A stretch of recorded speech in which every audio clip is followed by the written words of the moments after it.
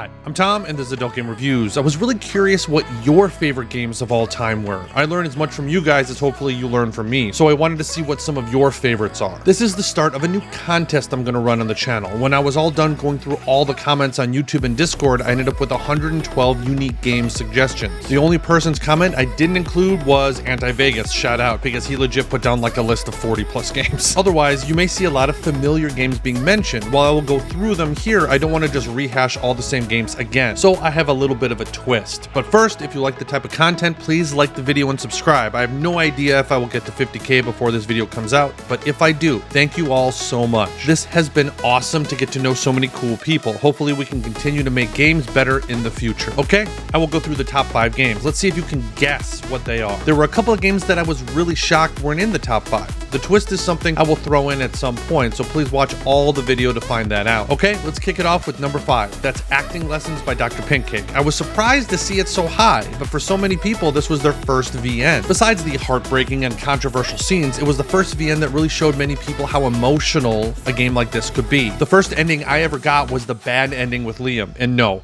I don't want to talk about it. Go! I don't want to talk about it. Okay, moving on to number 4, and that's Ripples by Jester. Now, if Ripples was complete, or anywhere close, I'm sure I would have it much higher on my list as well. The last update was really good, but no spoilers. I just have no idea how long it will take. Ripples still has one of my favorite love interests in any game I've played, and that's Darcy. She's truly a badass. Now, for anyone who hasn't played Ripples, I don't want to spoil anything, but with so many solid love interests, Darcy stands out to me. I mean, the scene where you're both fighting in the forest, that was a great scene in general. If you don't know what I'm talking about, play Ripples and come back after the scene. It was so much fun. Moving on to 2A, since it's tied with another game for second place, and that's BAD by Dr. Pinkcake. He has 2 games in the top 5 for so many people. That is crazy to me. It just shows how good of a storyteller he really is.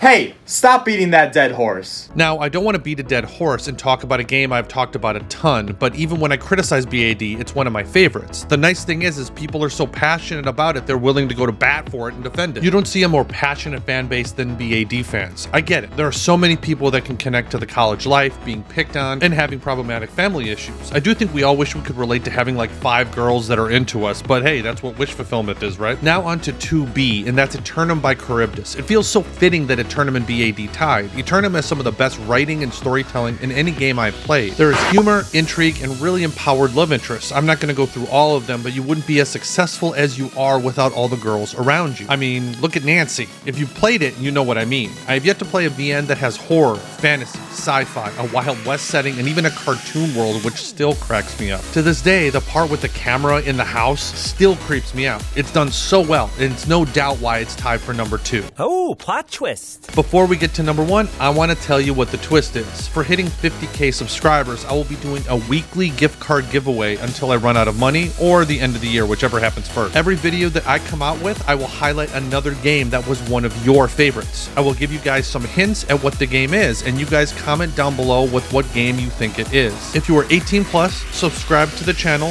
have a Steam account, and you guess the correct game, you will be entered to win a $25 Steam gift card. Okay, I will say it one more time. If you win, you'll get the gift card through Steam, so you need a Steam account. For this week's game, you have until November 20th to guess correctly. I will announce the winners in a video in December. Thanks again, everyone. Good luck, and here's the first clues. This game is a dating sim with over 20 love interests. It was first released in 2020, and it's almost complete with the final update scheduled for June of 2025. I honestly thought this would take 5 more years for the final update because of all the romance options. My favorite love interest was the mukbang girl. So what game am I? Leave your guess down below with the hashtag Steam giveaway. Good luck to everybody. Okay, now on to number 1, and that's Leap of Faith.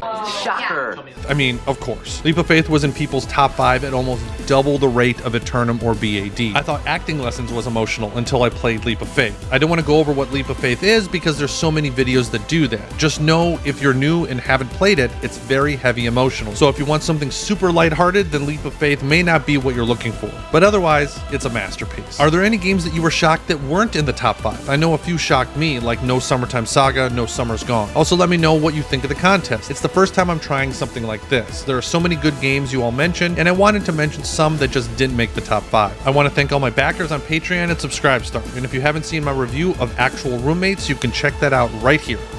Thanks again. Until next time.